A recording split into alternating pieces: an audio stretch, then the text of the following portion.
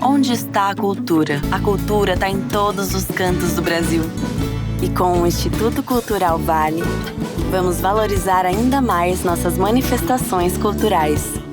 Ao todo, são mais de 200 projetos criados, apoiados ou patrocinados em mais de 160 municípios.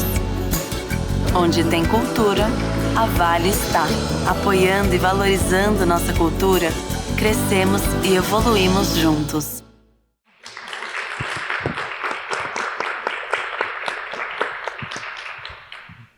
E aí, gente, boa noite. Vamos dar início a mais uma edição do projeto Sempre um Papo, que com este evento dá a largada para o 37º ano de realização ininterrupta.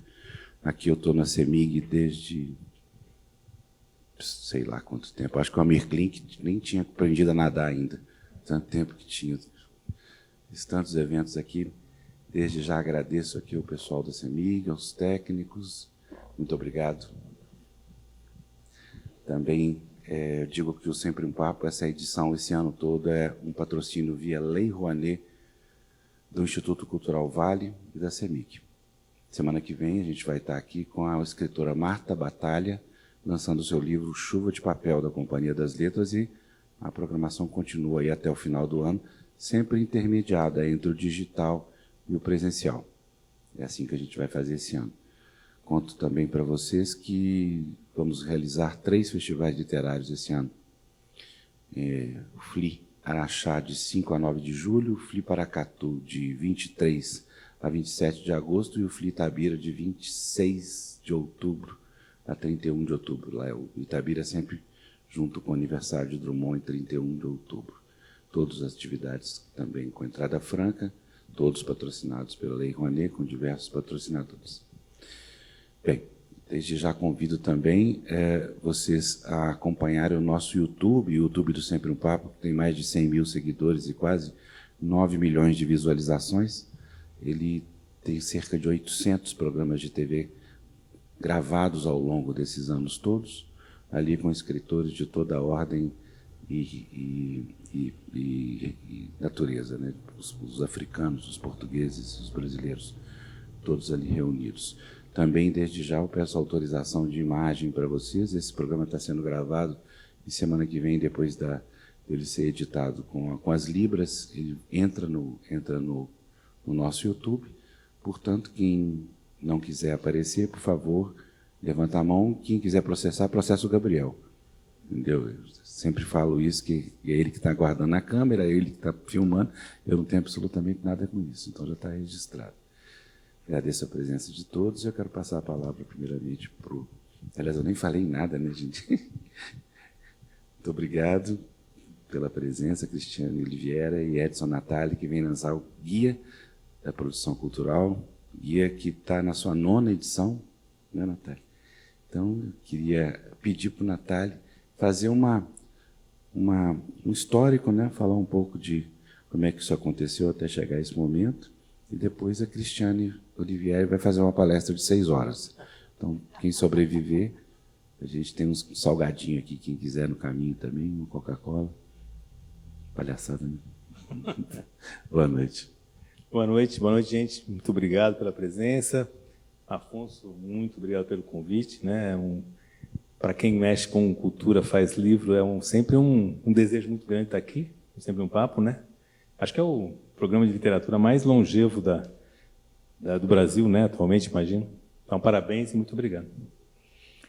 Bom, como começou o guia, né? Eu acho que esse início é importante, eu gosto dele, porque é uma coisa comum, né?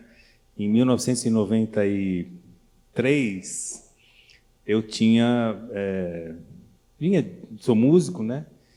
Tinha um grupo de música instrumental que a gente gravou 2 LPs em 88, 89. Depois eu fiz meu primeiro disco solo em 90. E tinha as dúvidas comuns, né? Pô, como é que eu faço para tocar nos festivais? Como é que as pessoas tocam em outros países?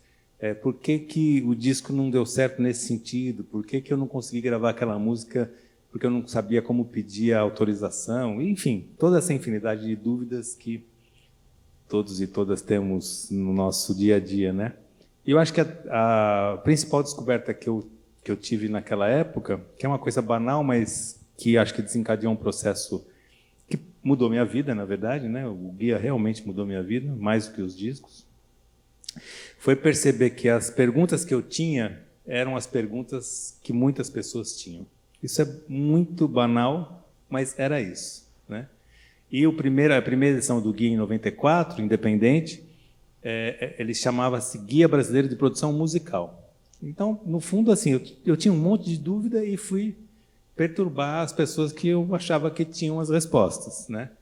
Então, entrevistei o Nelson Aires na época, fui conversar com advogados para saber o que era o direito autoral, como é que fazia isso, como é que fazia aquilo, etc. E o guia já nasceu com essa concepção dos consultores e consultoras, que até hoje é o que perdura, né? Porque é impossível falar de tantos assuntos que envolvem o nosso fazer artístico, né? Cinema, televisão, música, teatro, literatura, enfim, né? Então ele já nasceu assim, sempre baseado nessas dúvidas, né? E ele tinha, isso era pré-internet, né? Ele tinha um questionário que vinha dentro dele, que as pessoas respondiam à caneta, colocavam no correio, eu recebia, tinha endereço para caramba, endereço de teatros, etc, etc, porque não tinha internet.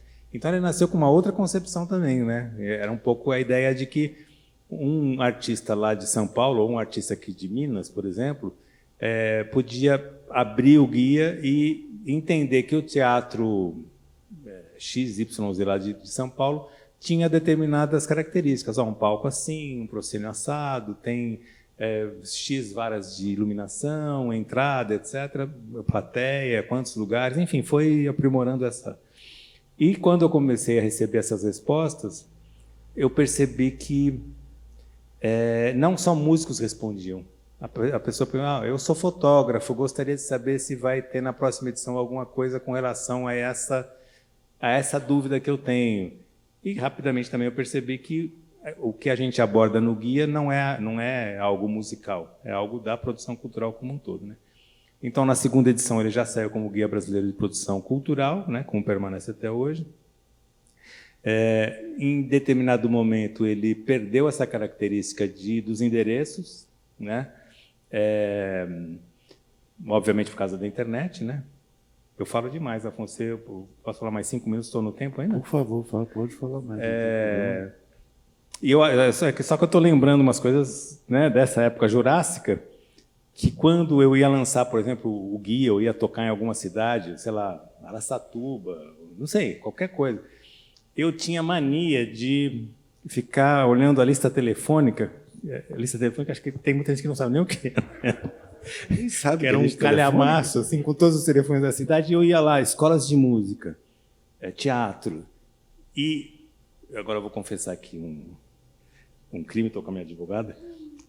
Eu arrancava as páginas da lista telefônica para poder pôr no guia. Falei assim, cara, não tenho nada de Araçatuba, aqui tem a escola tal, não sei o quê. E levava, e assim a coisa foi, né?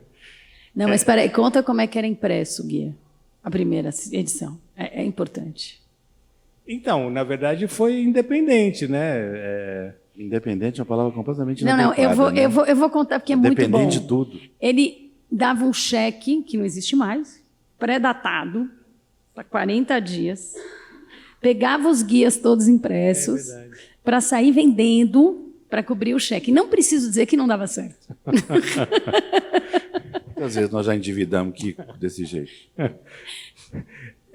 Na verdade, e assim, a hora que essa transição da internet rolou, não precisava mais dos endereços, porque não tinha como colocar, evidentemente, obviamente, né, o que estava na internet no guia, ele foi adquirindo uma característica menos de guia no sentido de endereços e mais das questões reflexivas e todas os temas que a gente veio abordando, né? E aí ele fez essa transição, foram 2 transições, né? Uma da música para a produção cultural em geral e uma da época pré-internet para pós-internet, né? O Sesc São Paulo foi, desde a segunda edição, da primeira edição já, quando eu fiz 100% né, achando que ia dar certo, e de uma certa maneira deu, né? O Sesc São Paulo comprou 50 exemplares, que para mim foi uma coisa assim inexplicável. Eu olhava assim, gente, como é que os caras compraram 50? É a glória, 50 Realmente, exemplares. né? Acho que é importante esse negócio.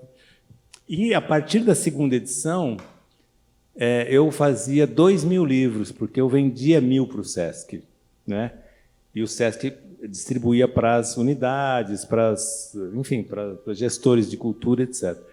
Então, os 1.000 exemplares que o Sesc comprava garantiam os 1.000 exemplares que eu fazia. Então, eu saía com aquilo zerado, pelo menos, né? E isso veio até que as edições Sesc, acho que há 4 edições, ela já é a editora do livro, né? E para encerrar aqui essa minha primeira participação, o Guia tem sempre muitos e muitas consultores, consultoras. Uma delas está aqui, né? Marilena Cunha, muito obrigado. O que nos permite conhecer gente maravilhosa, conviver, aprender, né? Então, essas dúvidas vão sendo diluídas e elas vão, na medida em que uma dúvida é diluída ou é equacionada, ela gera outra, né? Porque, mas se eu faço isso, como é que eu faço aquilo? Por que as coisas vão ficando um pouco mais complexas, né? Para todos nós, no sentido de, né, a gente vai expandindo, a gente vai querendo saber como fazer outras coisas, né? E isso nos permite, se a gente for fazer, eu e o Cris temos a ideia assim de, em algum momento, talvez na próxima edição, que vai ser a 10ª, fazer um compilado, por exemplo, reentrevistar todo mundo que a gente já entrevistou, para um pouco atualizar, acho que dá um panorama da cultura brasileira bastante consistente, e muita gente realmente participou e participa do Guia, né?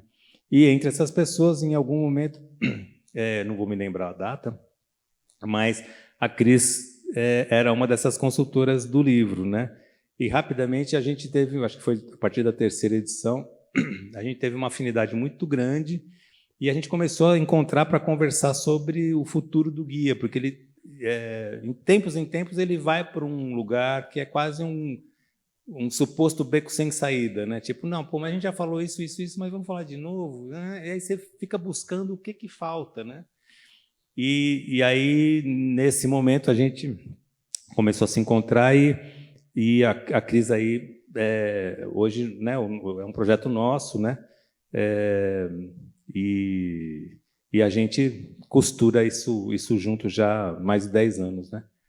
Então, acho que no resumo é isso. Mas eu queria só que você falasse, antes de passar para a Cris, sobre esse processo da transição do analógico para o digital. Na verdade, assim,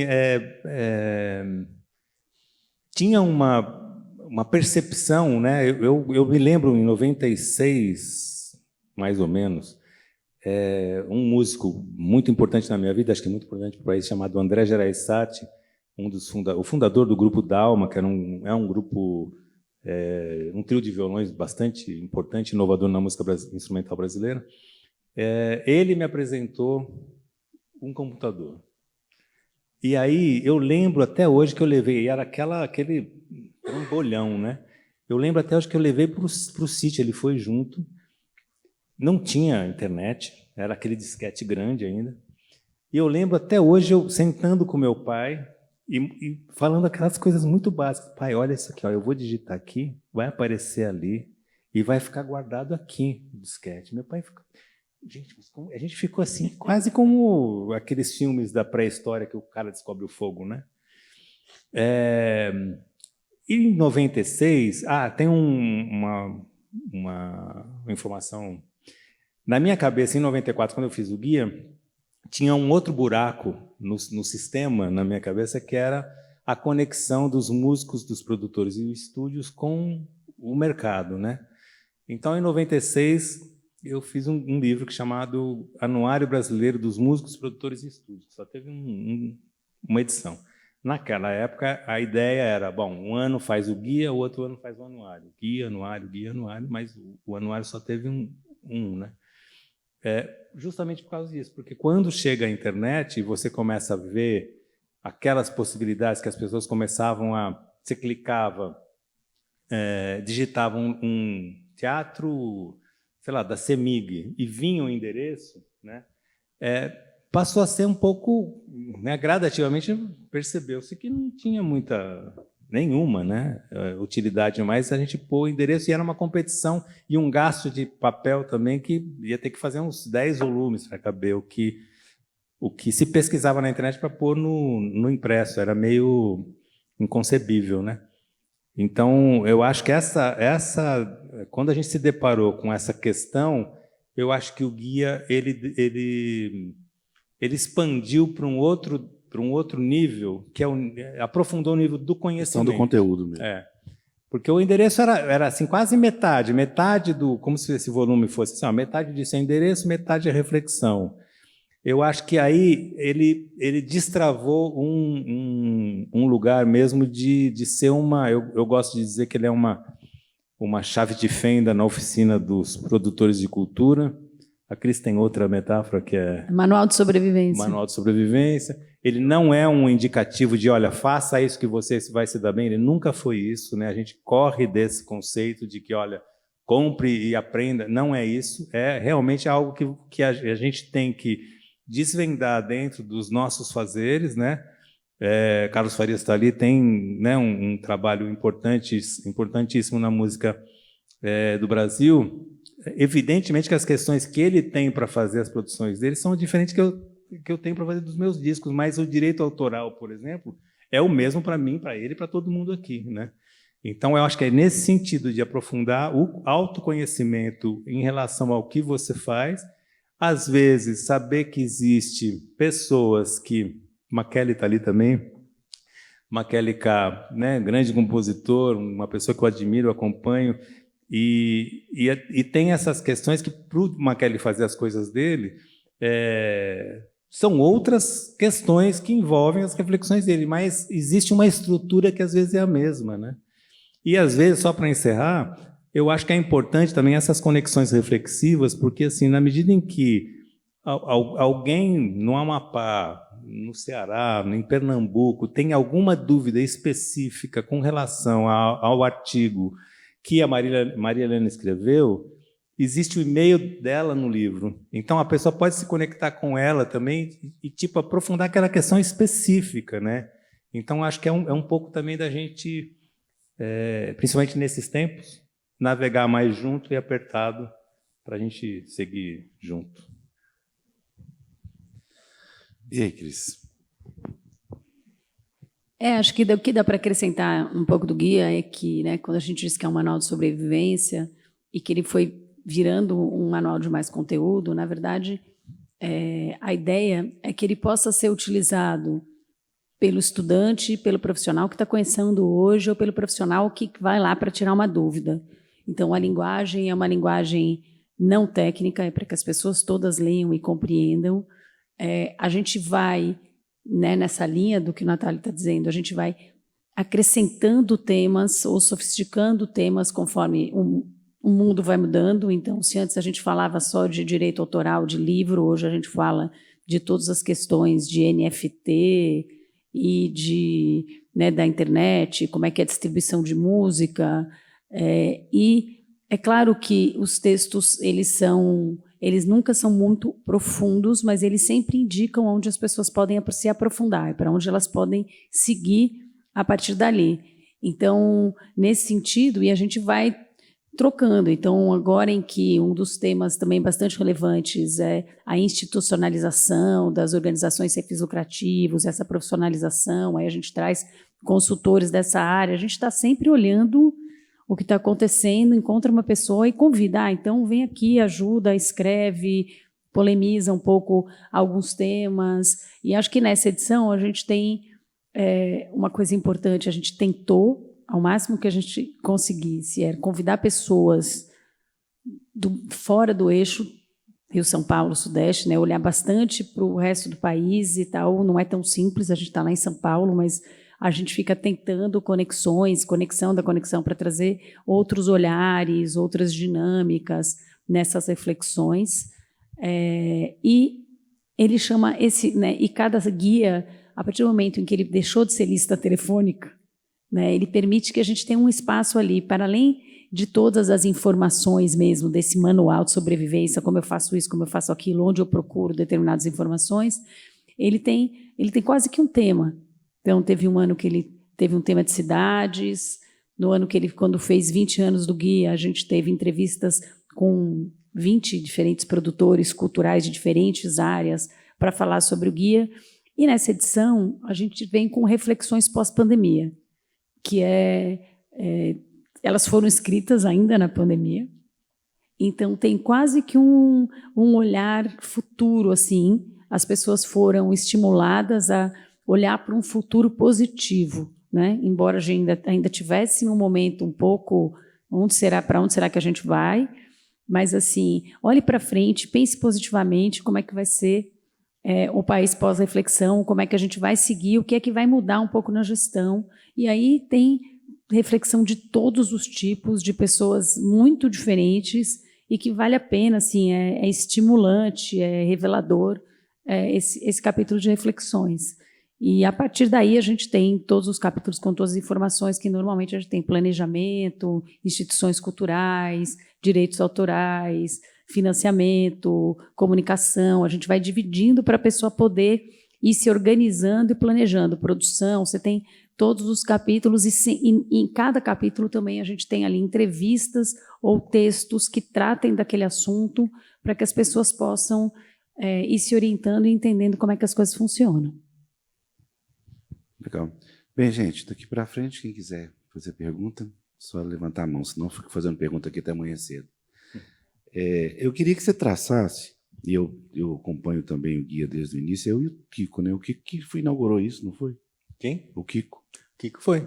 Não é? E não era estéreo, né? E você tentasse fazer uma linha de conteúdo, porque esse momento da saída do Guia da Mera, não é Mera, eu usei tanto esses telefones que se eu soubesse tanto que foram úteis para mim durante esse percurso. Mas se tem um conteúdo programático, se você percebe que houve uma evolução dos assuntos que foram colocados. Eu acho que é importante a gente traçar, né, esse arco desde o início do Guia, que é o nosso ponto de partida, digamos assim, né? Naquela época, por exemplo, eu estou falando de 1994, né? Não tinha curso de produção cultural, por exemplo, não era algo sistematizado, estudado, né? A gente batia a cabeça na parede para aprender, né? E algumas pessoas tinham mais experiência. Existia, por exemplo, durante muito tempo existia uma reserva de mercado dos endereços também, porque aquilo era uma espécie de poder. Se eu sei qual é o caminho para tocar, para buscar tal pessoa e qual é a maneira de produção de se chegar até determinado teatro, eu detinha, né? Algumas pessoas pensavam assim, eu detenho a maneira de como aquilo funciona. Esse é um ativo meu, né? Então, para eu agendar, se o Kiko Ferreira quer lançar o livro dele lá naquele lugar, ele vai ter que falar comigo, porque sou eu que sei o caminho, né? E existia muito isso. Tanto é que, às vezes, eu perguntava para alguma pessoa, queria pôr essa coisa, assim, desse lugar que você foi tocar, com quem eu falo? A informação não vinha, porque, no fundo, o pensamento era tipo, mas se eu der esse endereço para uma publicação, mais gente vai querer tocar lá, portanto, eu não vou tocar mais, ou vai ser mais difícil eu tocar, ou lançar meu livro, etc. Né? Então, não verbalizava, mas era nítido, porque você sabia que a pessoa tinha a informação, mas a informação não vinha. Né? E, claro, aí eu ou dava outro jeito, ou simplesmente não punha, mas isso era uma característica, eu acho, daquele momento que não tinha internet. As informações circulavam de outra maneira, né? Então, eu acho que esse arco, assim, e aí o produtor cultural também, ou a produção cultural como matéria, ela ser um ponto de interesse da academia, por exemplo, né, a ponto de ter um curso, a ponto de ter uma formação, etc. Isso foi desenvolvendo e mostrando para todos nós, né, que a gente não era um ET, porque antes era isso, né? Eu me lembro de tocar, às vezes eu passava por Campinas, onde meus pais moravam. Meu pai é mecânico, né? Meu irmão também trabalhava numa empresa, e uma vez a gente foi tocar com esse grupo da Arana, inclusive, em Presidente Prudente, que era uma cidade, acho que 600 quilômetros distante de São Paulo, mais ou menos. E a característica da conversa era tipo como se a gente fosse um pouco exótico mesmo, né? Tipo, mas esses caras faziam o quê exatamente, né? Não era algo que você conseguisse falar assim, olha, tem esse livro, tem o FMG tem um curso, a Federal Fluminense tem um curso, tem isso, tem aquilo, tem aquilo. E hoje, por exemplo, você fala o termo curadoria, por exemplo, as pessoas, pelo menos uma parte delas, entende ou supõe o que é. Naquela época, cara, curadoria era quase um nome de um sapo, sei lá, alguma coisa assim, né? Então, eu acho que essa evolução, né, eu acho que veio junto com o amadurecimento do nosso ecossistema, né, do qual você é uma pessoa importantíssima, porque imagino que há 34 anos atrás você fazer um programa de literatura também era um sapo numa lagoa, né? Então, acho isso, é também uma certa cartografia, né, se você pegar as 9 edições, uma certa cartografia do desenvolvimento do nosso ecossistema. Acho que dá para fazer um trabalho acadêmico, por exemplo, a partir dos 9 guias, de mapear um pouco o histórico da produção cultural do Brasil em termos da produção em si, não produção artística, né, mas do modus operandi, o modo de fazer, etc. Eu acho que assim, a gente teve uma profissionalização gigante, né? A gente está falando de 30 anos. Eu sou advogada da área de cultura e entretenimento. Quando, há 35 anos atrás, eu comecei a trabalhar com isso, os meus amigos advogados falavam que eu era advogada light e que eu fazia isso porque eu gostava de ir em show. E quem não era advogado falava, mas precisa advogado? Faz o quê?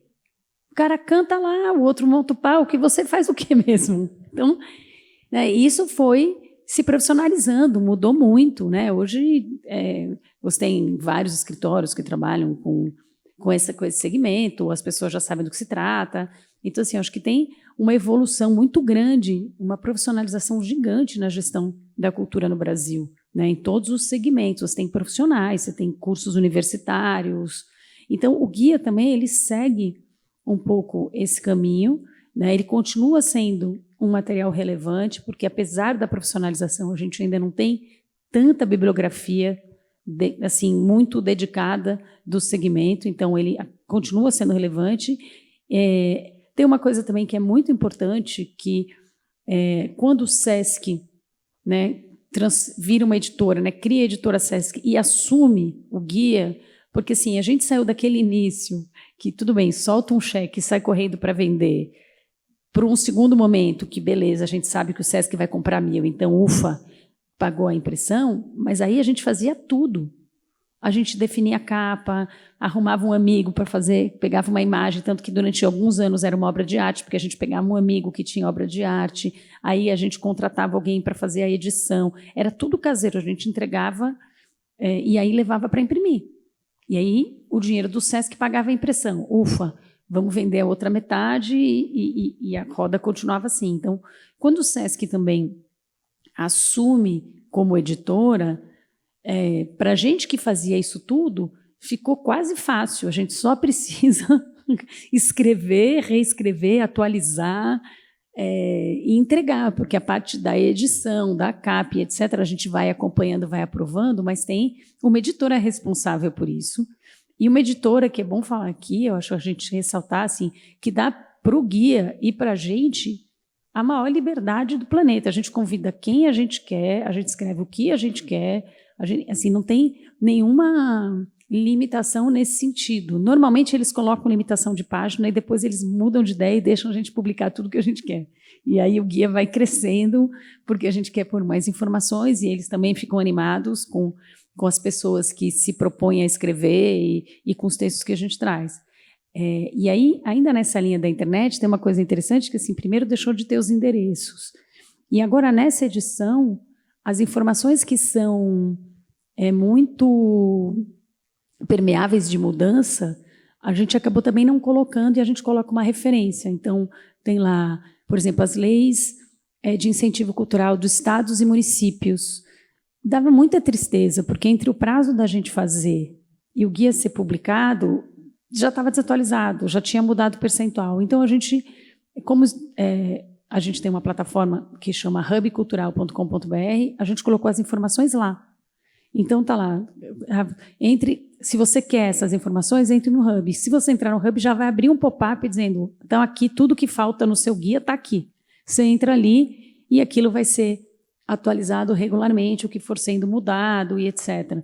Então, assim, já é um avanço, né? A gente já não tem os endereços, já não precisa mais nada disso, a pessoa procura. E o que é mais difícil procurar, porque é claro que dá para todo mundo descobrir qual é a lei de incentivo de Minas Gerais, mas para o cidadão que está no Pará, se ele tem ali rapidamente onde é que está, qual é o percentual, o que pode ser feito e etc., ele ganha muito tempo de pesquisa. Então, a gente pegou essas informações, fundos públicos, fundos internacionais, que são coisas que têm uma atualização recorrente, e jogou para dentro do Hub, e aí a pessoa que tem o guia, ela complementa a informação com informações digitais. Então, é quase híbrido. Fala sobre a sua entrada. A minha entrada foi um pouco assim, eu comecei a escrever para o guia, essa parte da parte mais técnica, né, da parte mais jurídica, de contratos e etc. E aí comecei a discutir com o Natali como fazer e tentar a gente ver como não ter esse sofrimento, porque a gente sabia que o guia era uma ferramenta importante, mas era complexo, né? Todo esse custo e tal, e ele sozinho. E aí a gente começou a desenvolver juntos e descobrir caminhos de como fazer para que fosse mais fácil viabilizar e definir conteúdos também que a gente achava relevantes. E eu acho que a gente tem uma soma importante, porque a gente, de alguma maneira, conhece pessoas diferentes e transita em mundos diferentes. Então, a gente consegue convidar quase que todas as pontas, né, de outras atividades. Então, eu tinha muita relação, tenho, com a turma das artes visuais, dos museus, das instituições, para trazer essas pessoas para dentro do guia. Porque, assim, o guia se faz com muitos cérebros, né? A gente faz muita curadoria, a gente escreve bastante, né? Hoje eu acho que a gente tem menos isso também, porque o guia já é conhecido, então, quando eu convido o Afonso para escrever para o guia, que ele escreveu esse ano, ele já conhece o guia, ele sabe qual é a pegada. Mas antigamente não era assim. Aí eu convidava uma pessoa para escrever, chegava um texto ininteligível, de técnico. Era um terror, porque daí você já convidou o cidadão, você não pode falar para ele, amigo, não dá para publicar. Por outro lado, você também não pode dizer está ruim, é complexo. Aí a gente reescrevia, mandava de volta e falava, olha, passou pelo editor, um ser humano, né? Um ser humano que está propondo essas alterações, o que é que você acha? Então, assim, era mais trabalhoso também nesse sentido. Hoje, as pessoas entendem quem é o público. Assim, se eu peço para um advogado escrever, ele não está escrevendo para um advogado, ele está escrevendo para um produtor. Um músico está escrevendo também para artistas plásticos e também para produtores. A linguagem tem que ser inteligível, tem que ser uma maneira de fazer que é a maneira do guia. E eu acho que isso já está nas pessoas que a gente convida, elas já sabem. Então, também nesse sentido, esses textos chegam mais prontos e a gente fica mais feliz, mas é sempre a gente, para quem acompanha o guia desde a primeira edição, sabe que ele é muito mudado de ano a ano. Ele às vezes ele vem refeito. A gente fala, não, esses capítulos não fazem mais sentido. Aí troca, inclusive nome dos capítulos, abordagem, etc. Então ele é uma sequência, está na 9ª edição, mas ele é bem diferente a cada edição. Lena Cunha. Eu ia fazer uma pergunta para você, mas já que você quer falar.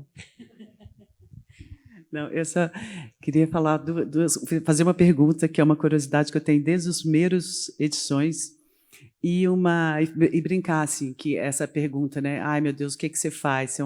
Eu falo que eu fui para o mestrado estudar o processo de formação do gestor cultural exatamente para explicar o que eu fazia. Eu brincava isso, gente, se alguém me perguntava, eu já mostrava, olha, está aqui. Mas isso foi em 2003, né? O tempo passa. E aí a pergunta era um pouco por aí também, desse período.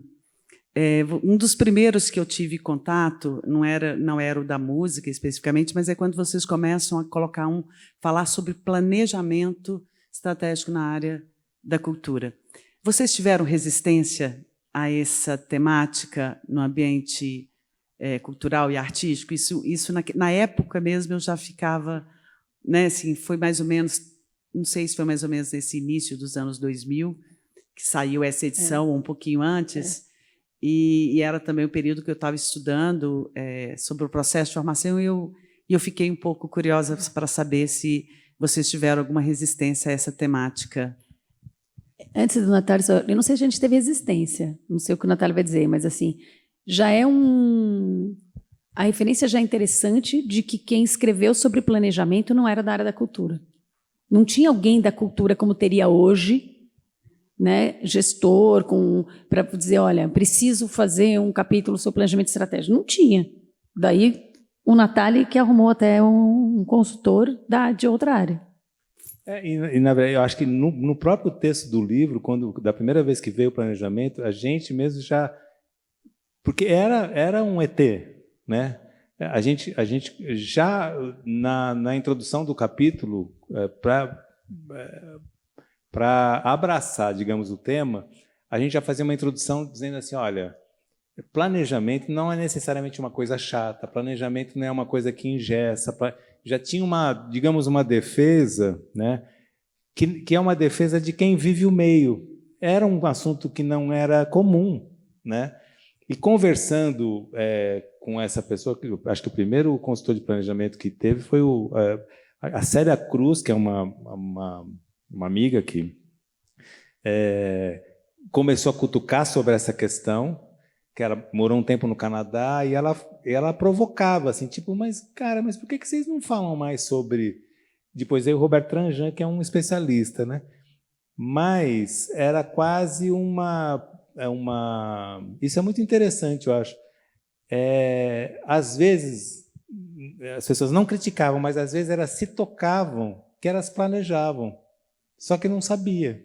Eu lembro que um dos primeiros exemplos que a gente deu, acho que na primeira edição, que talvez tenha abordado o tema, a gente falava assim, se você vai fazer uma lista de compras para casa, né, ou vai reformar sua casa, e você vai fazer a parede, vai comprar tinta, vai ter que fazer primeiro a parede para depois fazer o telhado, né, você já está planejando. Então, um pouco de tirar o ranço da palavra, eu acho que foi a etapa 1, né?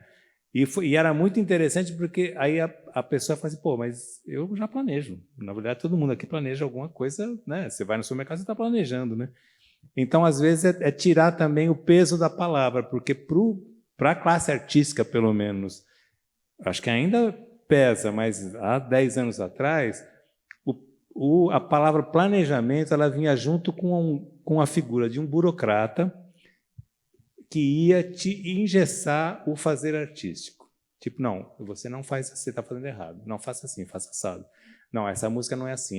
Então, havia uma confusão em termos da autogestão artística com a gestão de carreira, por exemplo, né? Não se falava sobre isso, né? Eu não sei se eu respondi, mas acho que é por aí.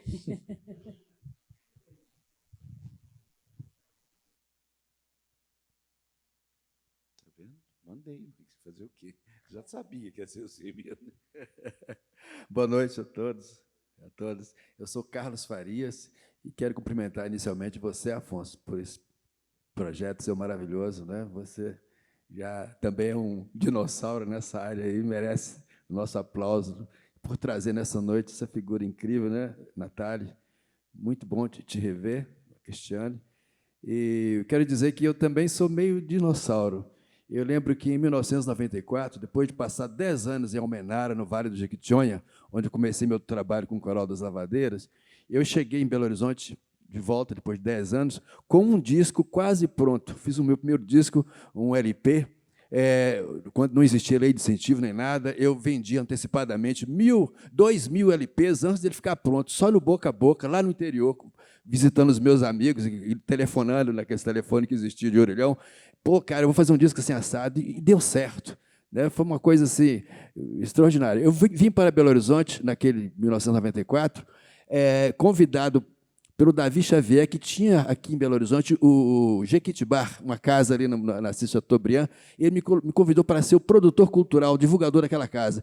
E de maio até o final daquele ano eu fiz isso. E tive a honra, o privilégio, na época também, de conhecer o Natali, né, lançando o primeiro livro dele, e eu convidei para ir no Jequitibá para fazer o lançamento do primeiro guia. Eu tenho um primeiro guia. Eu quero confessar uma coisa para você. O meu primeiro disco foi feito assim, um aprendizado mesmo, assim, lá do interior, uma coisa que hoje virou moda, né? Esse crowdfunding, esse negócio. Eu fiz na prática, mas depois que eu li o seu guia, naquele ano, as coisas se abriram, sabe? Não se falava ainda não tinha guias, não tinha nada mesmo, realmente, como você falou, de produção cultural. Você foi pioneiro nisso aí. E quando eu li o seu guia, as coisas se abriram, facilitou assim, muito, eu aprendi um monte de coisas. E daí para frente, fui produzindo os outros discos, né, os meus discos próprios das lavadeiras, e hoje é com uma alegria muito grande que eu estou levando para casa a 9ª edição do seu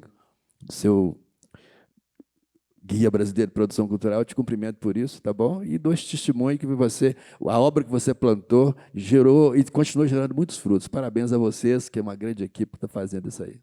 Obrigado. Mais alguma pergunta, gente? Sônia? Kiko? Bom, boa noite. Bom rever amigos de décadas, né, Natália? Acompanho também desde o começo, né? Sempre trabalhei com você e tive a alegria de conhecer mais da metade desse país ao seu lado, com o Rumos do Itaú Cultural, que foi fundamental, né, para a gente conhecer o Brasil, a música do Brasil, a cultura do Brasil e a literatura do Brasil. Felizmente, eu sempre tive nessas duas áreas. Eu queria entender como vocês estão sempre falando com os especialistas no Brasil inteiro, nos artistas. Vai ser uma pergunta um pouquinho longa, que é velho gosta de contar história, mas só para tentar chegar onde eu quero. Eu acho que nos últimos 5 anos, principalmente, a velocidade das coisas anda tão grande que algumas verdades absolutas estão caindo por terra de uma hora para outra, né? Então, eu vi, a última vez que eu trabalhei em veículo foi na TV Minas, né, de 2017 a 2019, e tinha algumas verdades absolutas nesse período. Uma delas ninguém consegue mais ver um áudio ouvir um áudio de mais de 3 minutos. Hoje o pessoal pega um podcast de 1 hora, 1 hora e 15, fica no carro ouvindo e às vezes repete. Ninguém consegue mais ver um vídeo de mais de 3 minutos. O pessoal pega uma maratona de série e passa o final de semana vendo 22, 23, 25. Então, essas são mentiras que caíram. Depois, ninguém mais quer livro. Então, o livro está vendendo bem. Eu lancei meu 10º livro em 2020 e reuni todos os 10 ano passado, e os lançamentos estão indo muito bem, obrigado. Então, acho que o livro impresso vai acabar, só e-book e tal. Continua o livro aí, né? Está aí com a prova viva. E eu tenho um sociólogo que eu gosto muito, chama Gessé Souza, e ele tem um livro muito bom, que não precisa nem ler o livro, quem não gosta, mas pode ver as entrevistas dele, porque as entrevistas já entende, que ele também joga por terra o mito de que se falou-se numa nova classe média, né? E ele, no Batalhadores do Brasil, ele questiona um pouco esse conceito, dizendo o seguinte: os valores da classe média são tempo e cultura. Então, muitas vezes, você teve uma nova classe que ascendeu economicamente, mas continuando a trabalhar 12, 15 horas por dia, sem poder conversar com os filhos, sem poder passar uma cultura, uma educação para os filhos. Então, nasce uma, terceira geração já de garotada que não teve essa vivência cultural, nem tempo e nem cultura com os pais, né? E aí eu acho que essa história dos algoritmos, ela acabou alimentando isso, quer dizer, sempre mais do mesmo, né? Então, os algoritmos fazem uma coisa redundante, né? Então, as pessoas, você gosta de funk, então só tome funk. Você gosta de samba, tome samba, por aí vai. Mas eu acho que de uns anos para cá eu tenho visto, principalmente com a garotada, adolescentes, jovens, por exemplo, a Isadora, que tem uma sobrinha de 11 anos, que faz TikTok o tempo inteiro, ouve funk, sertanejo, tudo. Mas quando está na casa dela, ela ouve Tom Jobim, Caetano Veloso, e adora Beatles, não sei o quê. Então, eu acho que tem uma meninada que está tirando um pouco esse estereótipo, né? Que a meninada só quer isso, só quer ela, só quer... Então, eu tenho muita esperança nesse novo momento. Então, a pergunta é... Ah, e outra coisa. Teve de 2 anos para cá também, falei que a pergunta era longa, desculpa, mas é porque eu lembro de uma matéria que saiu se não me engano, na CNN, de um flash que fizeram de Londres. A repórter estava em frente a uma casa, uma locadora de vídeo, de VHS, e estava cheia. Né? Esse ano, nos Estados Unidos, a venda de LP já ultrapassou do CD. Né? Então, esse ano, então aquela coisa, acabou a mídia, acabou o CD, cada vez mais eu recebo, né? Infelizmente eu estou nos grupos de músicos, cada vez o pessoal mandando, né, divulgação de LPs lindos, né, de CDs lindos. Quinta-feira eu tenho uma reunião numa produtora que eu vou lançar meu primeiro álbum de música esse ano, e eu já conversei com o produtor, falei, então não tem jeito de CD, né? Falei, não, eu faço CD em todos. Tem artista meu que está vendendo, já vendeu 2.000 CDs, 5.000 CDs, 7.000 CDs. Então, acho que as coisas as verdades absolutas estão ruindo. Né? Então, eu queria que vocês que estão acompanhando, né, os produtores culturais pelo país em movimento, o que vocês acham desse momento, né, das mídias e tal. E aí, última coisa. E tem uma cantora, minha amiga também, que é produtora, e que vive muitos anos. Eu sou meio lerdo para redes sociais, essas coisas. Então, você tem que entrar nas redes sociais, não sei o quê, você tem que divulgar. Eu falei, mas você está ganhando quanto cada música que você lança nas redes sociais? Cada 1.000 acessos eu ganho centavos. Eu falei, então não, obrigado, vou continuar vendendo meus livros, que eu ganho 40% em cada um. Então eu queria que você comentasse um pouco, vocês estão aí, como é que vocês estão sentindo esse momento, né, principalmente da música, dos formatos, da viabilização. E nós estamos aí, a última observação, eu acho que nós estamos na 3ª ou 4ª geração de jovens que não estão acostumados a pagar por arte. Né? Eu estava agora lembrando meus amigos do Skank, que eu acompanho desde antes do Skank, do Pouso Alto, e lembrando que, antigamente, bandas como Skank, Jota Quest, etc., eles começaram literalmente em garagens. Aí as garagens lotavam, eles iam para os bares, dos bares iam para as festas, das festas e tal. E aí sim se tornavam bandas, na época, contratadas pelas gravadoras e viáveis economicamente. Então, a minha geração, eu tenho 64 anos, a gente acostumava, me lembro de estudante de colégio técnico da UFMG, juntava dinheiro para ir ver o show do Belchior, para ver o show do Fagner, para conhecer um artista novo que vinha. Hoje a meninada não está acostumada a botar a mão no bolso para ir conhecer um novo artista num pequeno teatro, num pequeno bar. Se não tiver festa e nem dança, os caras não estão indo. Né? Eu tive uma conversa há uns 5 anos com o diretor de um programa de cultura, que a gente falando sobre preço de ingresso, quem paga, quem não paga. Ele falou, é muito caro ir no cinema. Eu falei, sei, 25 no ingresso, 30 de pipoca e Coca-Cola, isso você não reclama, né? Reclama dos 25 do ingresso. Então, eu queria que você falasse um pouco disso, como é que vocês estão vendo a sobrevivência do criador e do artista, e como é que vocês estão vendo essas mudanças de público, como é que vocês estão vendo hoje o consumo de arte e a viabilização do artista, da sua obra de arte, nesse mercado maluco. Desculpa, foi longo, né? Olha, complexa. A sua pergunta já daria mais uma edição do Guia, né? Olha, o que eu posso dizer? Vou tentar dividir aqui as coisas, né? Até anotei você falou, me remeteu a uma coisa que depois eu quero abordar. No Guia tem um grande especialista sobre inteligência artificial, que é o Marcos Cusiol, um pouco também, porque a hora que a gente começa a falar da inteligência artificial, eu não consigo falar tecnicamente. Né? Eu tenho lido, eu tenho me forçado até a entender a técnica da coisa, mas não é o meu métier. Então, eu acho que a gente cai nessa característica do guia, que é trazer uma pessoa, ou mais de uma, inclusive, que possa abordar e um pouco abrir. Claro que não vai equacionar as questões, mas vai abrir um pouco as reflexões para caminhos diversos. Né? Eu acho que essa é uma questão. A outra questão com relação ao fazer artístico, né? Cara, eu acho que a gente tem que... O que eu tenho visto é é uma soma das coisas, né? Não dá para a gente, né, não usar as redes sociais, eu acho, né? Eu, por exemplo, eu sou um artista, eu gravei um disco agora o ano passado, já faço uma propaganda aqui, A Egípcia e o Mecânico, está na plataforma, quem quiser vai ser um prazer se vocês ouvirem. Mas eu sou um artista, sob o ponto de vista da minha popularidade, um artista de pouca popularidade, né? O que mais me fez bem, uma das coisas que mais me fez bem quando eu decidi trabalhar com arte, não foi uma decisão, foi as coisas foram acontecendo, foi entender que o meu tamanho era um tamanho que não é o dos artistas populares. Nada contra quem seja. Adoro a Anitta, por exemplo, acho que faz um trabalho bacana, mas o meu trabalho é mais restrito, né? Inclusive, agora que eu estou, acho, mais dentro desse ambiente pequeno, que eu circulo um pouco mais solto, porque eu agora não estou mais no Itaú Cultural e consigo estar aqui, por exemplo, hoje, né?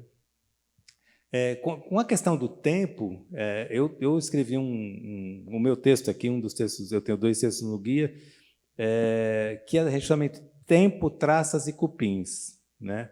O que eu queria que a gente pudesse refletir a partir da sua pergunta, disso que você falou, eu vejo às vezes a moçada não vai pagar porque ela não tem a grana, né?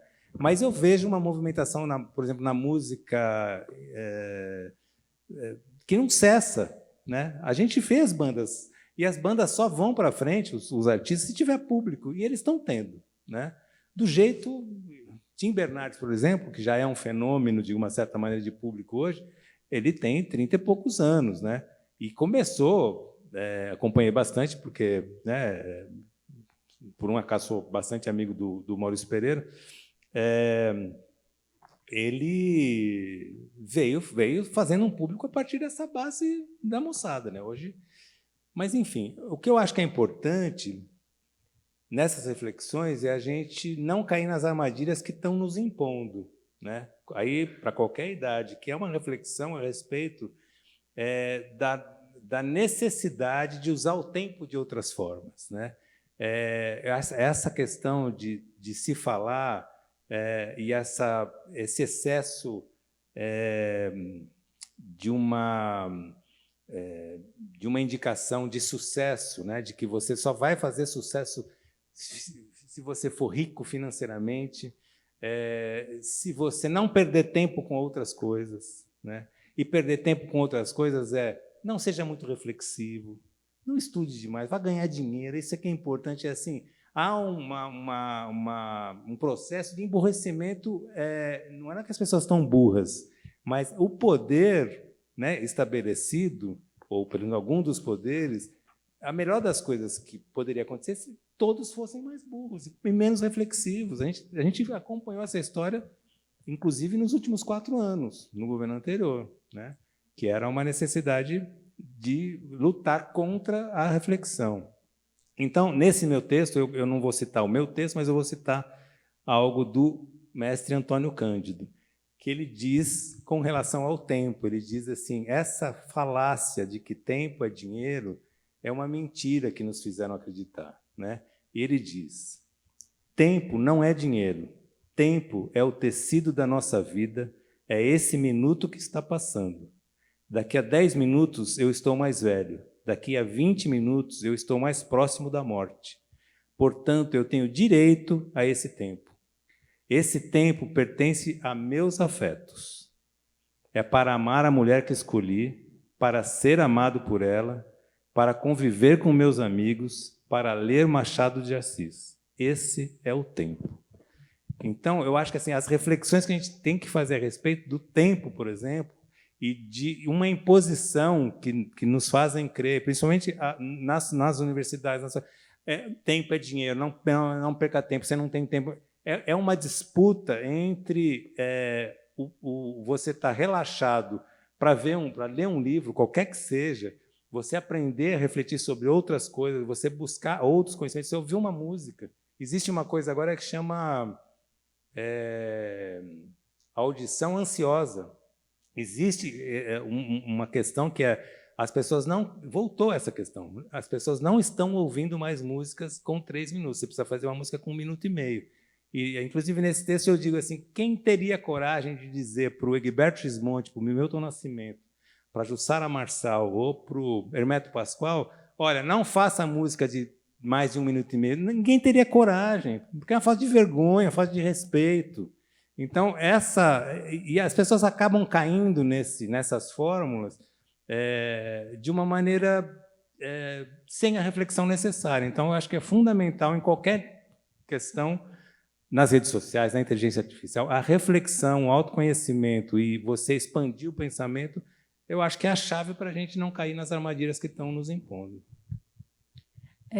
Eu acho que você colocou um pouco, né, essas falácias, né? Alguém já disse que a história tinha acabado, né? A história acabou. Então, e acho que são manchetes de jornais maravilhosos, nomes de livros incríveis, né?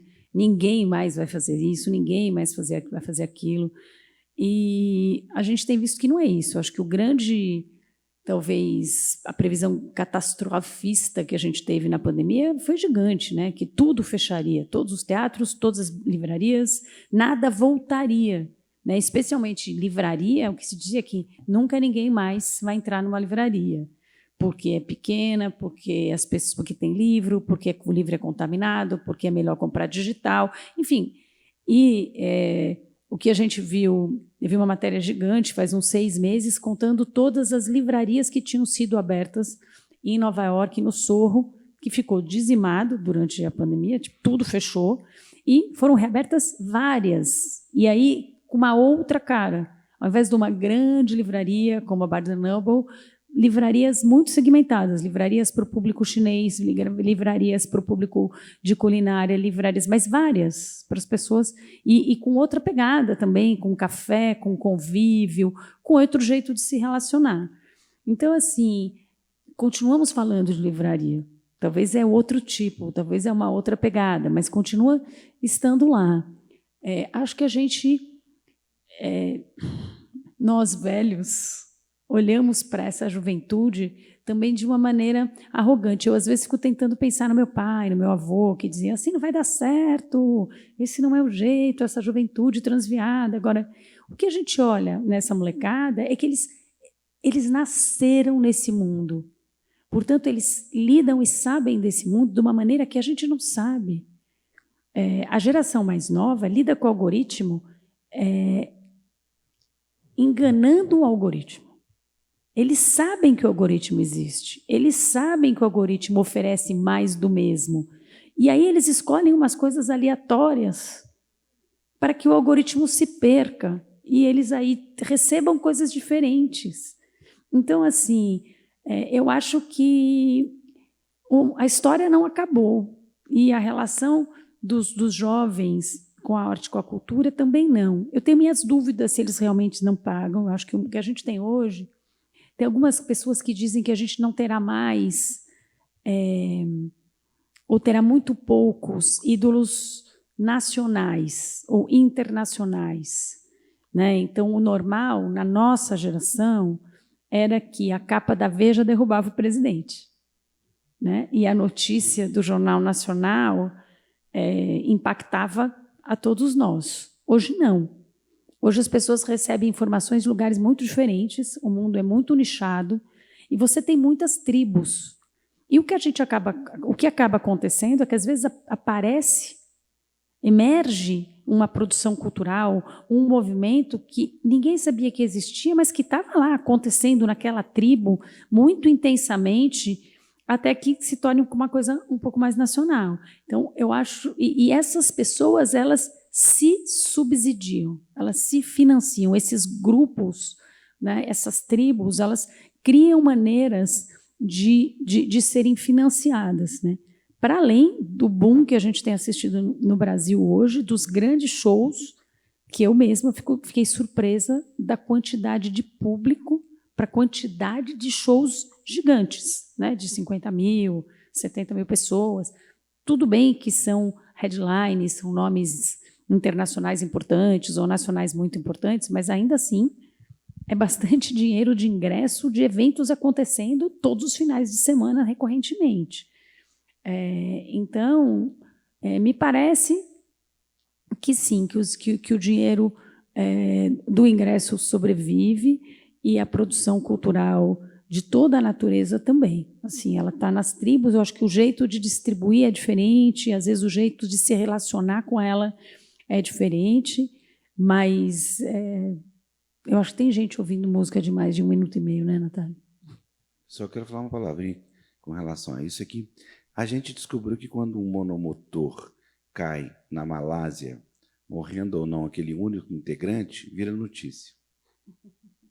Então, depois que eu descobri que o tal do monomotor que pousou na Malásia virou capa de um grande jornal, a gente entrou na era da incerteza. É importante a gente falar da incerteza e não das certezas, né? Então, todo esse jogo de algoritmos e de redes sociais, elas estão em paralelo a todas as nossas certezas. É por isso que o CD do Celso Adolfo, o Pratiano, que tem 6, 7 minutos, está vendendo no Japão. Recebeu uma grana de direito autoral do Japão, do Spotify, quase R$3. 3 e pouco do Japão. Mas entendeu? O Eugênio Butti vai lançar um livro agora, vou até fazer propaganda, que chama Incerteza. E eu estou lendo o livro do Eugênio. E fala da incerteza nesse mundo da comunicação, que é a praia do Eugênio. Então, assim, eu estou convencido que esses elementos que a gente analisa com tanta vocação para entendê-los, né, Helena? Que a gente tem uma bagagem para entendê-los, a gente é treinado para isso, nós estudamos isso, não servem de nada quando a notícia é um monomotor que caiu na Malásia. Isso. Boa noite. Como é que você chama? Markelli.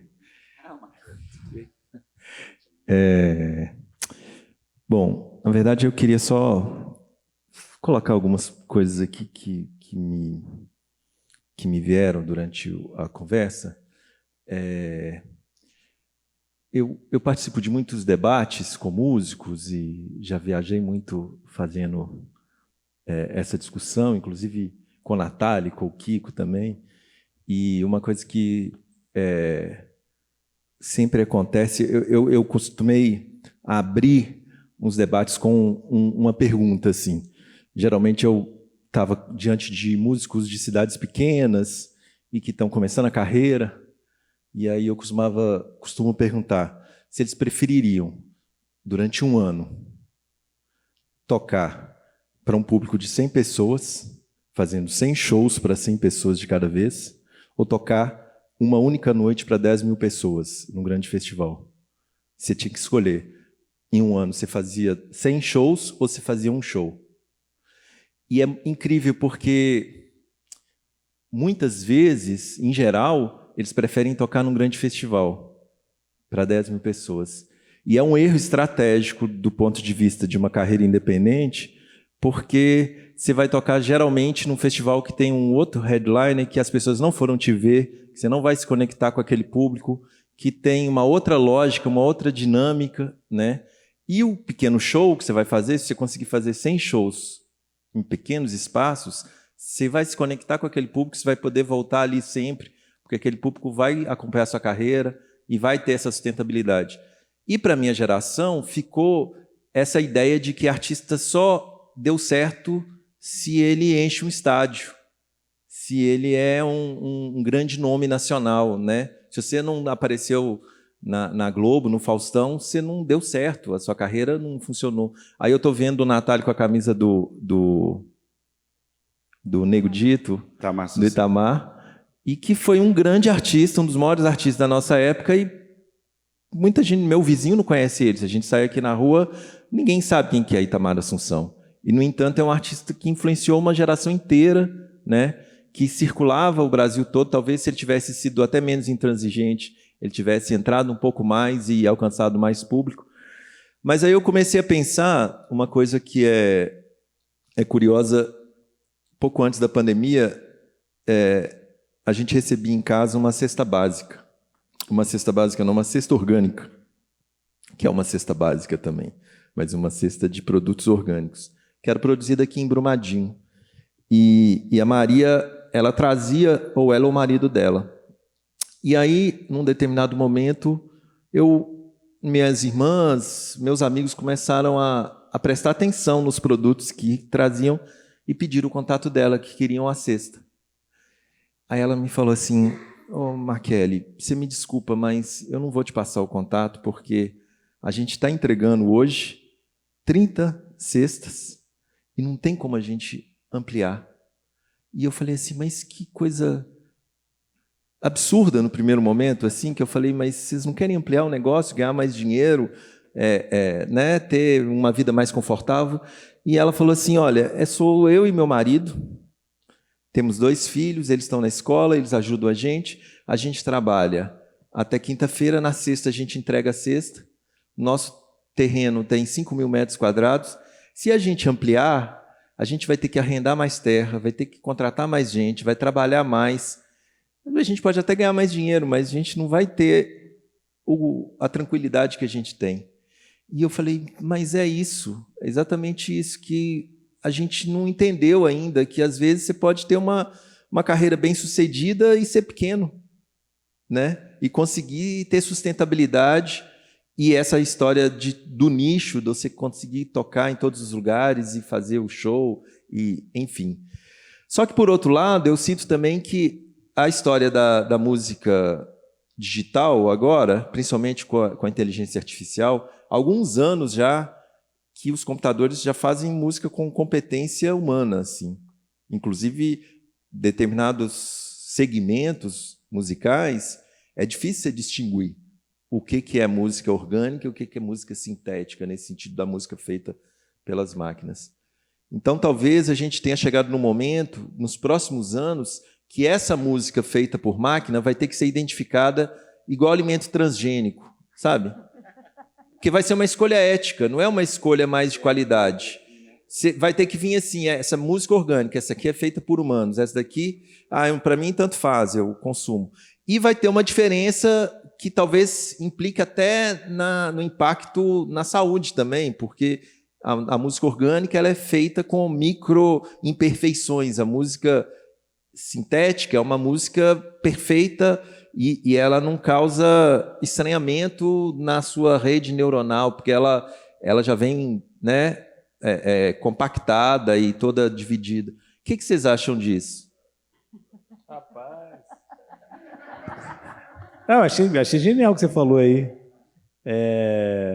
Eu, no fundo, acho que eu acho, né? Isso eu não afirmo. Eu acho que, por exemplo, a pandemia, ela mostrou para a gente que a necessidade da presença humana, né? De você abraçar o cara, tocar ele, ir no boteco, não sei o quê. Eu acho que ela mostrou para a gente como isso é importante, né? Eu jogo isso para o fazer artístico. Eu acho que... E não estou generalizando, todo mundo precisa. Não, mas para eu, que sou um artista com esse segmento pequeno, né? Gravei 12 discos até hoje. Eu tenho certeza que, fora o Marquele, o Kiko e o Carlos, ninguém mais ouviu. Isso não é ruim, eu não estou reclamando, a Cris também ouviu. Eu não estou reclamando, eu estou dizendo que essa é a realidade, porque assim, essas 5 pessoas que estão aqui hoje, tem mais 5 ali no bairro tal, mais 5 não sei aonde, isso é o meu público. E talvez aqui hoje, mais 4 pessoas se interessem em ouvir o que eu fiz, por exemplo, na Egípcia e no Mecânico, por exemplo.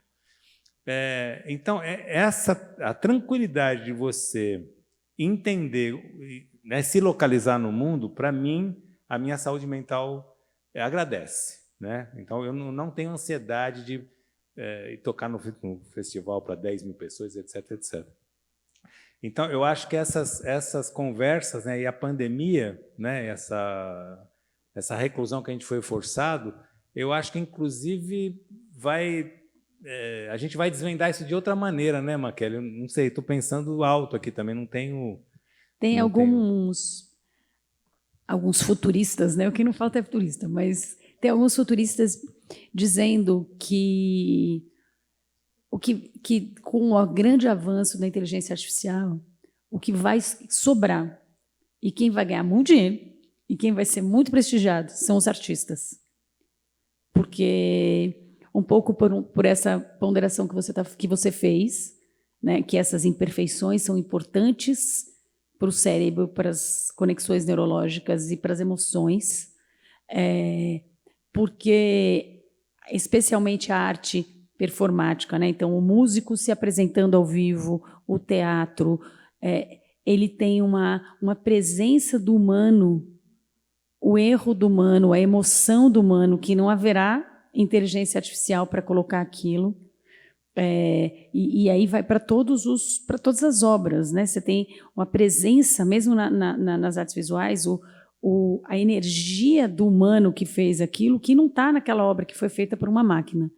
E, na verdade, esse vai ser o extrato da emoção que vai sobrar e que vai ser o que vai ser realmente muito relevante na vida das pessoas, e conversa bastante com o que o Natália disse dessa descoberta da pandemia, né? De que uma coisa é a gente conversar pela telinha, outra coisa é você estar aqui. A conversa não é a mesma, as pessoas não se comportam da mesma maneira, e o calor que você leva com você depois daquela conversa também não é o mesmo. Agora, isso é futurismo, a gente vai ter que ver. Nós temos que caminhar para o final. Podemos considerar você a última pergunta? Pode ser? Como é que você chama? Boa noite. Boa noite, é Flávia. Na verdade, a gente estava comentando aqui, porque assim, nós três somos produtoras de evento, assim, a gente mais na produção executiva, assim, montagem, né, essas coisas, né, assim. E aí a gente estava comentando que a gente vem, nossa geração, assim, eu tenho 13 anos de estrada aí, mas eu aprendi, fiz história, fiz escola, assim, com pessoas que são da geração que vocês falaram, assim, que não tinham um curso, né, que aprenderam na prática mesmo. E a minha geração já é uma geração que tem cursos, né? Você tem os cursos de formação mesmo, de produção de evento, de produção cultural. Só que eu queria saber, assim, se vocês percebem essa diferença, assim. A geração que não teve o curso é uma geração, né, igual vocês fizeram o guia, vocês têm essa sede, né, essa busca de, sabe, de produzir para o outro. E eu percebo que a minha geração de produtores, tanto que, assim, estamos nós três aqui hoje, né? Eu compartilhei a divulgação e não veio ninguém. E é uma geração que, ao mesmo tempo, tem tudo na mão e não busca, sabe? Fica muito no superficial, assim. Vocês percebem isso, assim, no público que consome o guia, no público que consome o que vocês colocam né, no hub? Vocês sentem essa diferença também de geração? Ou isso que a gente sente, assim, é muito errado, assim? Porque é uma percepção só nossa, sabe? Eu acho que a gente vive uma geração do excesso, né? Meu marido costuma dizer que na geração dele, ele tem 60 e poucos anos, você tinha pouca namorada, você só tinha 2 marcas de carro, você só tinha 3 marcas de cigarro, tipo, né? Você só tomava... Você tinha poucas opções. Hoje a gente tem 1 milhão de coisas acontecendo ao mesmo tempo, o tempo todo. Então, eu acho que isso é uma primeira demanda que eu vejo na geração mais jovem. Pode tanta coisa, que não pode nada. Você tem 1 milhão de possibilidades, você fica paralisado ali, mas... Né, porque, claro que quando você escolhe, você perde alguma coisa, mas na minha geração parecia que você perdia um pouco menos. Você tinha 2 coisas, escolhia uma, tudo bem. Hoje você tem 1 milhão de coisas. Agora, não é verdadeiro que você tem 1 milhão de coisas, porque você precisa escolher, precisa seguir, precisa se especializar, se formar, e depois você troca, mas assim, você precisa experimentar coisas, você precisa escolher para poder experimentar. Então, eu acho que essa geração mais nova vive esse conflito do excesso de opções e o que escolher entre esse excesso de opções. A turma da gestão cultural, da produção, aprendeu fazendo. Eu acho que eu trabalhei nos primeiros shows de rock and roll internacional do país, que foram nos anos 80, Michael Jackson, Madonna. Era uma coisa que você sentava com os órgãos públicos, com as pessoas, polícia, CT, as outras pessoas, e falava, bom, é assim, ó, vamos fazer assim, para ver o que acontece. Daí, o que der errado na Madonna, a gente muda no Michael Jackson, o que der errado no Michael Jackson. Então, assim, eu, mais de uma vez, eu sou advogada, quebrou as catracas, eu sentei em cima de uma catraca para receber bilhete de ingresso para as pessoas entrarem. Então, tinha uma coisa que era também mais colaborativa, no sentido de que as pessoas estavam fazendo, todo mundo tinha um desejo de ver acontecer. E todo mundo fazia parte do todo. Eu acho que a produção cultural continua tendo isso, porque eu brinco com os meus amigos que são super executivos, eu falo, vocês ficam fazendo um monte de convenção para que 500 pessoas consigam se entender na empresa, saibam a cultura e cheguem lá juntas. A gente faz um evento com 500 pessoas trabalhando de 25 empresas diferentes que nunca se viram, chegam lá no dia, o evento sai perfeito, é maravilhoso e vai todo mundo para casa, porque tem esse DNA. Eu acho que a produção tem um DNA de fazer acontecer, e acho que esse DNA ele segue com todos os profissionais. E eu acho muito bom que tenha cursos, porque aprender fazendo é custoso, é dolorido, é dispendioso, né? Assim, é muito tenso. Então, agora, eu não sei assim, se a nossa geração está mais preocupada em distribuir. Não sei, a gente ficou velho, é mais fácil distribuir depois que fica velho. Eu acho que essa coisa de envelhecer é importante, sabe? Porque, no fundo, sei lá, você deve ter metade, eu tenho 61, você deve ter menos da metade da minha idade, né? O que eu acho que é interessante é assim, naturalmente a gente tem mais história, viveu mais coisas. Isso não significa que seja melhor ou pior, mas eu acho também a tranquilidade de falar. Eu podia falar de alguns fracassos que eu tive assim que foram viscerais, sabe? Que pode falar a palavra? Que eu me fudi mesmo, sabe? Não foi eu gosto de falar dos fracassos. Eu não vai dar tempo, mas poderia falar porque eu acho que é aí que a gente se conecta, sabe? Onde você se ferrou, se a gente sentar 10 minutos, a gente vai ver que a gente se ferrou em muitas coisas iguais. O que eu acho que existe, por exemplo, em quem está mais velho, é assim, a gente se ferrou e em algumas coisas a gente deu a volta. A gente, olha, fiz assim, não faço mais. Esse desvio, né? Então, acho que essa sensação que você sente é muito mais talvez desse momento que você está agora, né? Do que uma realidade. Porque eu acho que, quando eu tinha a sua idade, tanto é que eu fiz o guia por causa das perguntas, né? Essa é uma questão. As perguntas que você tem hoje foram as que me levaram a fazer o guia também, né? Então, não tinha resposta. Você não teria feito, né? Eu acho que é isso que é o lance. No fundo, é só uma defasagem de tempo, mas é a mesma coisa. Helena, quer terminar? Eu não vou resistir, porque esse é o tema da minha pesquisa, do mestrado, que eu fiz em 2003, né? Terminei em 2004, que eu estudo a geração, né? O processo de formação por gerações. Só que... E aí uma coisa que é muito bacana, que é essa geração, que é a nossa geração, ela aprendeu fazendo, e aí uma parte dessa turma foi sistematizar essa formação. Então, é por isso que tem o guia, é por isso que tem livros, é por isso que tem aulas e cursos que a gente faz. Ou seja, essa geração lá de 70, 80, até meados de 90, é uma geração que realmente aprendeu fazendo. E esse conhecimento foi sistematizado. É por isso que, às vezes, fica um pouco mais fácil para a geração que vem. Né? Assim, eu acho isso muito bacana. Cris, você usou uma expressão que é o... Não sei se é porque a gente está mais velha, a gente compartilha mais. Né? Eu acho que, na verdade, é isso, sim. Não é só porque a gente está mais velha, a gente compartilha. Eu acho que é porque o conhecimento ele se torna muito mais efetivo quando a gente compartilha.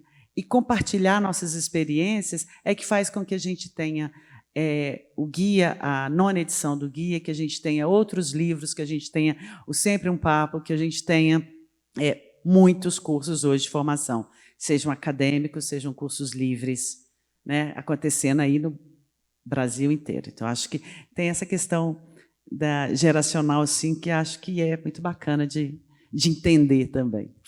E é isso, gente. Vou falar só para terminar mesmo, 2 frases. É porque ao longo da vida eu entrevistei mais de 500, né, músicos a vida inteira, 50 anos de profissão. E eu uso nos meus projetos até hoje, por isso eu não desisti até hoje, em 2 frases que eu gravei em entrevistas, uma do Gil e uma do Caetano. O Caetano, quando vendeu o primeiro disco de ouro dele, né, que é o Sonhos do Peninha lá, foi a primeira vez, eu participei de um debate com o Alexandre Catenas, na época do selo Abril. Ele falou, se o Caetano viesse a Santa Amaro hoje, ele já tinha voltado, porque ele só vendeu o disco de ouro dele no 17º LP. Aí eu fui entrevistar o Caetano no lançamento do João Caetano, e ele falou uma coisa que eu guardei e usava na abertura do programa meu da Rádio Confidência. Ninguém ouve Hit Parade o tempo todo, nem todo mundo é tão burro. E o Gil, o lançamento, o único disco que ele fez pelo selo Eldorado, eu fui lá na fazenda lá do Mesquita, lá dono do Estadão, da rádio, do Estúdio Eldorado, e o Gil tem uma música que quase ninguém conhece, que é daquele de Sol de Oslo, que ele fala, o povo sabe o que quer, mas também quer o que não sabe. Então são os 2 lemas que me fazem continuar vivendo e continuar produzindo, tentando produzir coisas de qualidade. Obrigado. Muito obrigado, Natália. Muito obrigado, Cris. Até a próxima, gente. Valeu, gente. Obrigado.